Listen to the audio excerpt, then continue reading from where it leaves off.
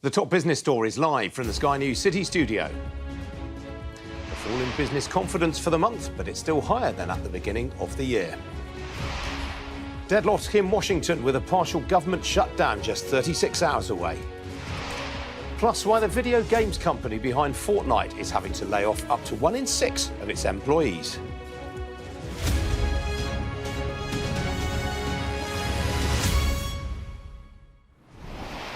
Good afternoon, this is Business Live with me, Ian King.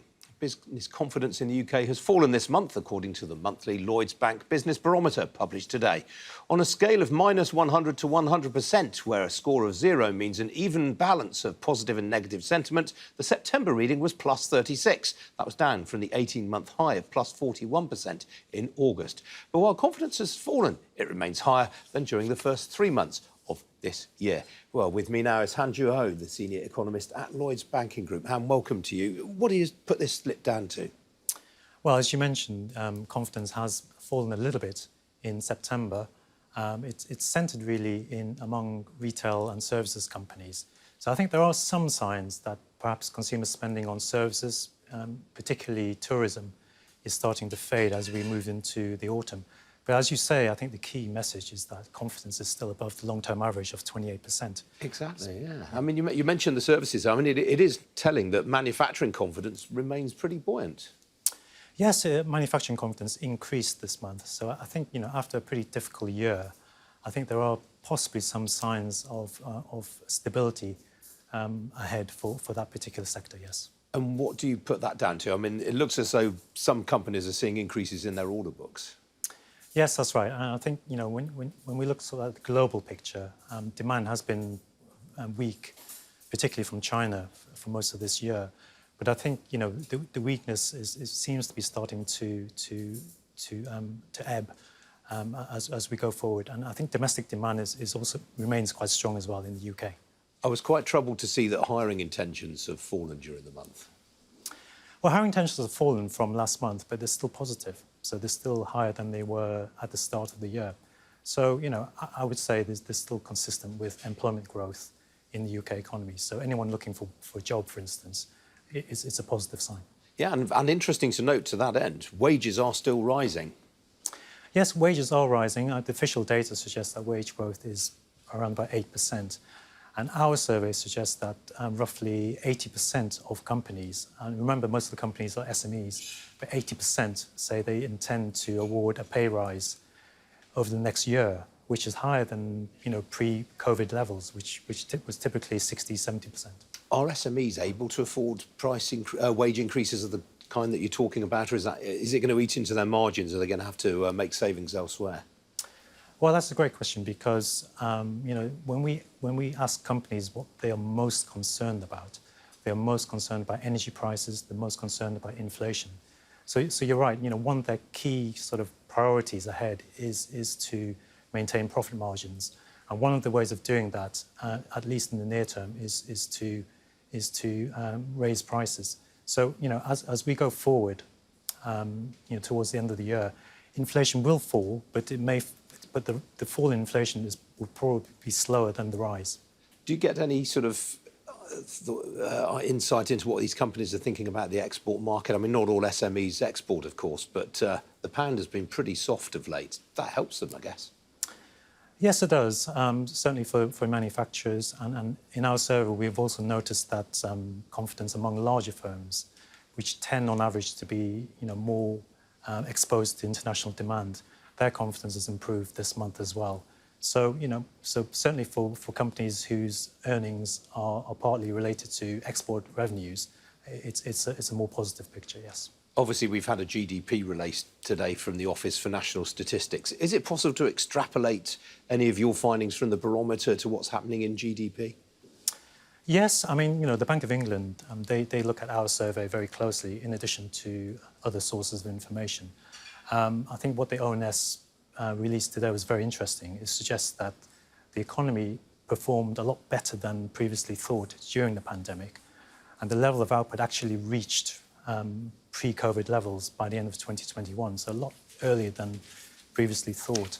And the performance during that period in the UK is also better than our continental neighbours. So it was a very interesting report. All right, Han, got to leave it there. Good to see you this afternoon. Thank you. Thank you. Now, the US government is just over 36 hours away from a partial shutdown as Republicans and Democrats remain deadlocked over a deal that would keep it running. A shutdown beginning at midnight Eastern time on Sunday morning will happen if Congress cannot approve a spending package that can be signed into law by President Biden by then. It would mean hundreds of thousands of federal workers would have to be furloughed, while some military personnel could see delays to their pay. Well, joining me now from Washington is our US correspondent, James Matthews. James, we have so many scares like this, but it feels a little more real, this one. Yeah, it feels like the real thing. That's certainly the indications from inside the Capitol building. There are last-minute attempts, aims to try to push a stopgap bill through the House of Representatives, but Kevin McCarthy, the Speaker, is a man in considerable difficulty trying to corral the hardline Conservative wing of his party behind that. So, yeah, it looks like come the midnight hour on Saturday, there will be no agreement in place. A shutdown happens when Congress cannot or will not agree funding for the federal government in time for the start of the new fiscal year, the 1st of October. All sorts of consequences for this country, of course. In terms of American life, there will be, as you say, no payment to active military members until the shutdown is over. Hundreds of thousands of government workers will go without pay, will be furloughed. And in terms of the public at large, national parks will be closed. There will be difficulties in accessing immigration services, social security payments. There will be delays in air travel and so on. And in terms of the wider economy, this country will take a hit. Ernst & Young estimate that for every week of partial shutdown, America, the economy could suffer a $6 billion impact. The delays in releasing economic data could trigger market volatility. And there are nerves on Wall Street. Moody's, the credit rating agency, says that America's creditworthiness could be damaged by all this. And it's all underpinned, as I say, by the politics of it all. Kevin McCarthy has failed so far, and there is little prospect of him succeeding in squaring the circle before Saturday midnight. The difficulty is the hardline Conservatives, people like Matt Gaetz, Marjorie Taylor Greene. You may have heard the names, Ian. They are people who, not so long ago, were on the faraway right-wing fringe of the Republican Party, but now are very much main players and key influencers at key times, as we are seeing now. OK, James, thanks for that. Some other business news stories now. And the United Auto Workers Union has confirmed it will step up its industrial action later today against the big three Detroit-based car makers, Ford, General Motors and Stellantis, as its strike enters a third week. Around 18,300 members of the UAW were on strike going into today, out of a total of 146,000 union members working at the three companies, taking action at one assembly plant of each of the trio and 38 parts distribution centres used by GM and Stellantis. The water company Severn Trent is raising £1 billion from shareholders to help fund the clean-up of rivers and to tackle sewage spills more effectively. Half of the money will be coming from the Qatar Investment Authority, which is currently Severn Trent's third largest shareholder, with a 4.6% stake. Retail investors are expected to contribute up to £7 million. Well, the news came as Severn Trent announced plans to invest £12.9 billion between the next regulatory period, due to run between April 2025 and March 2030. Severn Trent expects the investment plans to create up to 7,000 jobs. And Apple has reportedly met with Chinese officials in recent months to discuss concerns over new rules that will restrict it from offering many foreign apps currently available on its iPhone App Store in the country.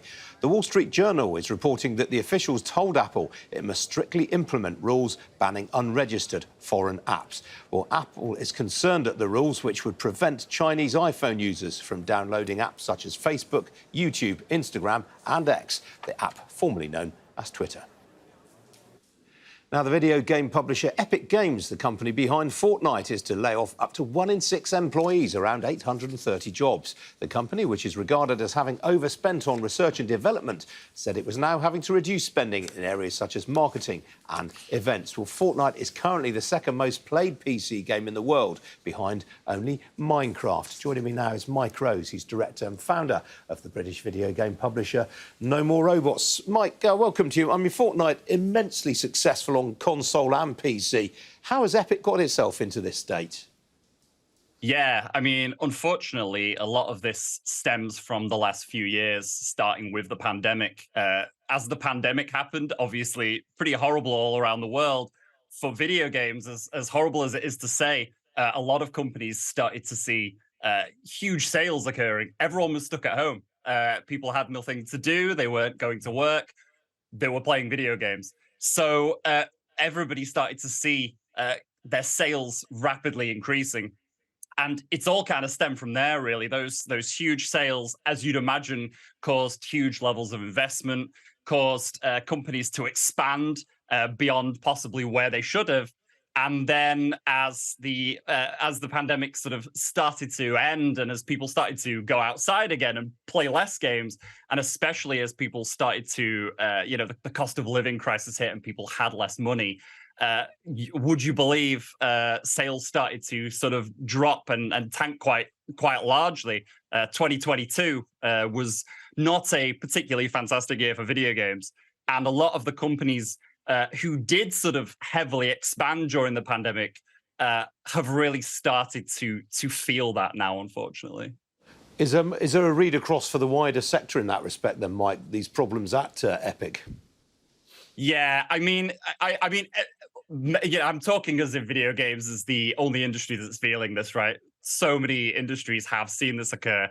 There was also a huge problem during the pandemic that for larger companies like Epic, they had to start getting used to their workers working from home.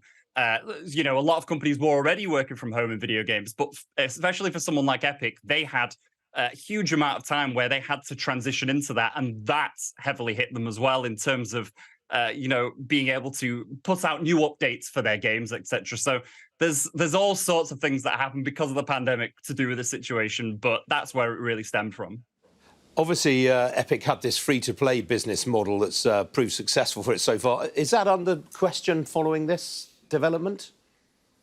No, not really. If anything, I think a lot of companies now have started to move more into the free-to-play space. Free-to-play really was more of a mobile thing. You'd get a lot of free-to-play games on Apple and Android devices. But on PC and on console, there was a lot of stigma, I would say, pre-pandemic about free-to-play. A lot of people who would describe themselves as gamers would say, no, I don't want free-to-play games. However, over the last sort of 5 years, there's been a huge number of huge successes, especially when it comes to shooters, to the shooter genre. And so there's definitely now you're seeing a lot more studios realizing that free-to-play is a great way for them to bring in huge numbers of players and then try at that point to work out the best way to actually monetize those players they have coming in. Epic have obviously been spending very heavily on the metaverse. Is that in question now? I mean, I would say so.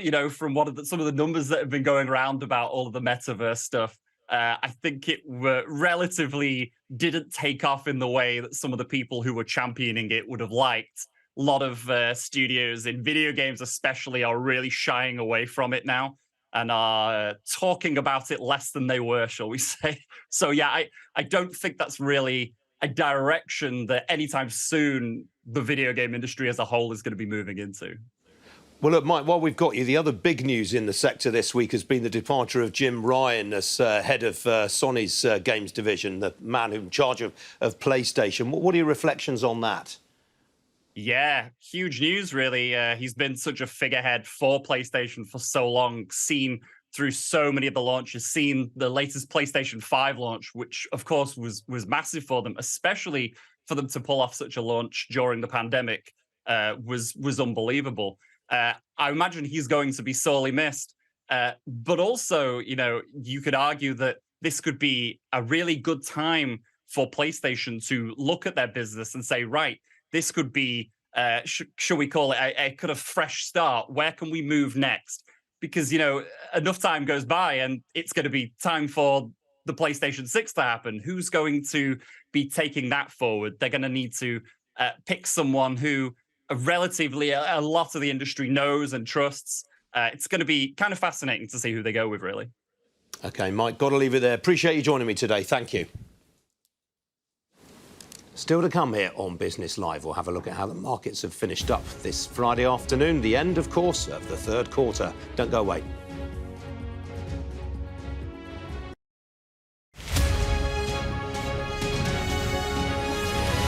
There's always more to the news than a headline. We want to discover, to delve a little deeper, to find out what's really going on. Explanation, analysis, the people at the heart of every story. I'm Neil Patterson, and this is the Sky News Daily Podcast. Alex Crawford joining us now from Ukraine. Their personal possessions are all scattered around the place. Our economics and data editor, Ed Conway, try and make sense of the big numbers for us. Things can change incredibly quickly, and that's what they have done. So, by the end, we'll hopefully all understand what's going on in the world just that little better. Available wherever you get your podcasts.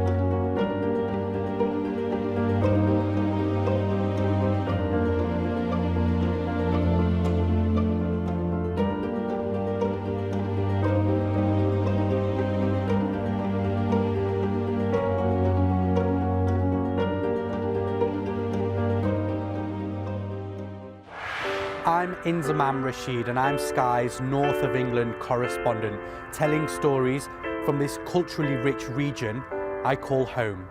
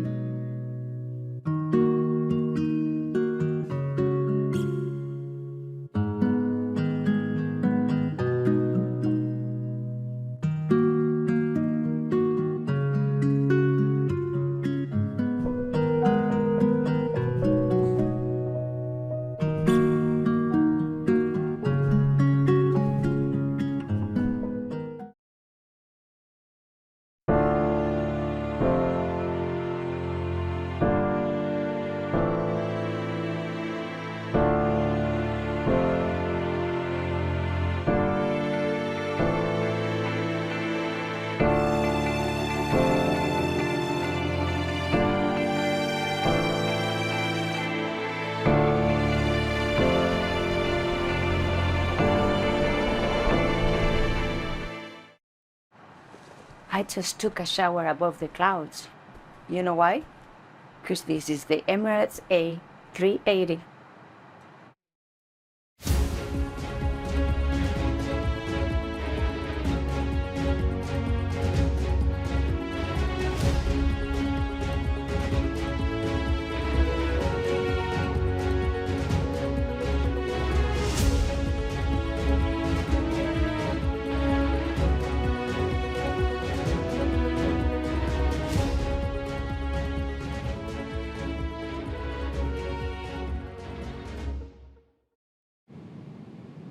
It's like Emirates, it's like better.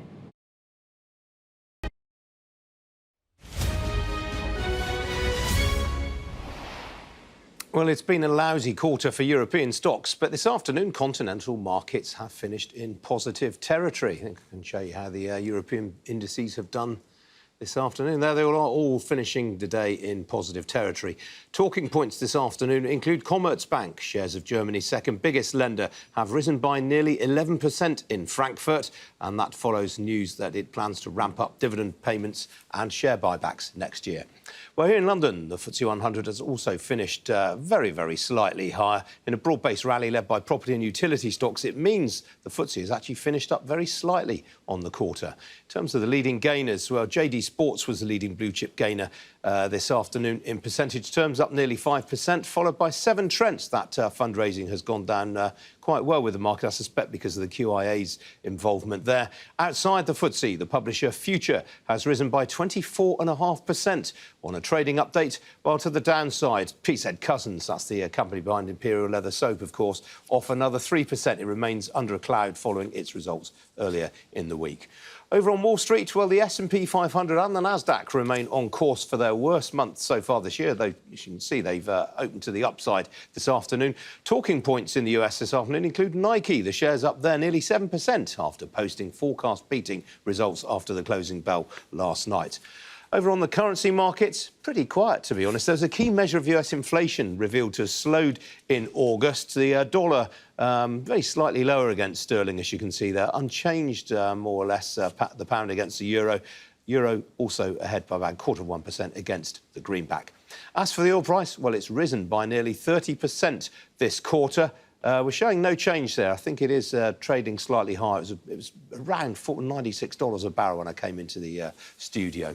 Well, with me this afternoon in the studio for the very first time is George Ligarius, Chief Economist at Mazars. George, great to see you. Let's start with that US inflation data we got this lunchtime. Again, pretty positive piece of news, you'd have to say. Yes, core PCE retreated from 4.2% to 3.9%. And if you look at the underlying numbers, there is a reduction in durable goods orders. There is a reduction in services inflation. So it's all good. It looks like this wave of inflation might be really, at least in the US, it might be near its end.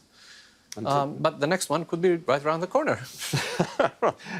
I thought you were going to cheer me up there, George. What about the Eurozone? Again, some fairly benign inflation data there this morning. Yes. Look, the Eurozone is bound to get less inflation anyway because it just doesn't have the growth to support higher prices.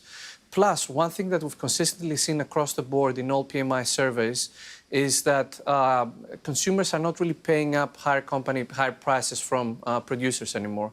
So again, this inflation wave seems to be tapering off.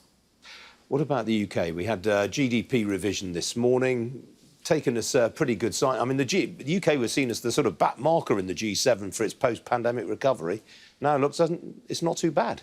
Yes, so the headline number is definitely good. And look, let's be honest about things. The UK is not collapsing, which was the prediction of many think tank beforehand. Having said that, this revision was mainly for administrative services and that sort of that sort of number, that sort of metric. All the other metrics were actually a little bit worse. So what we have, and it is quite a possibility. We have a lot of insolvencies that are rising, and we have a lot of businesses with problems that seek professional service help. And that was the key element in this report. So on the surface of it, it looks good, but the underlying metric that went up is some cause for concern. Now, it's the end of the quarter. It's been a lousy quarter for a particularly lousy month for US stocks and indeed for US Treasuries. What are you expecting for the final 3 months of the year? Well, OK, Santa rally is obviously always in a possibility. And look, 80–90% of the market now is algorithmic trading, which means that algorithms are going to see what happened in the past on average, and they're going to try and repeat it again. So, no, I wouldn't put it past the market to have a Santa rally. Having said that, in terms of yields, I'm a little bit more skeptical. I think that yields could continue to remain high, and I wouldn't be too surprised even if they went higher. When you say, I mean, you're talking about US Treasuries here. So... Yes, and mainly on the long end, but yeah. Yeah, so I mean, the 10s are currently around 4.5%. I mean, I see Jamie Dimon of JP Morgan was talking about 7% the other day. He was talking about the 7, and Larry Fink of BlackRock said you need to get used to the 5+. Look, there are plenty of reasons for long yields to remain high. Even when rates come down, it's going to be the short yields that come down because we want yield curve normalization. Everybody wants yield curve normalization. Okay, so that's one. And two, we have countries that are overburdened with debt. You know, I'm Greek. I know what happens when on occasion the markets decide that you have too much debt. And then when you try to borrow more, yields tend to go up. Now, developed markets, premium markets like the UK don't genuinely have this issue. Okay, but there will come a time when investors will need more return for their money for lending to borrowed governments. OK, George, always a pleasure to talk to you. And lovely to have you in the studio. Thanks for joining us. That's it from me. I'm back on Monday morning at 11:30. Hope very much to see you then. Have a great weekend. In the meantime, do stay tuned because coming up after this short break, it's the News Hour with Jonathan Samuels. Thanks for joining me today. Cheerio.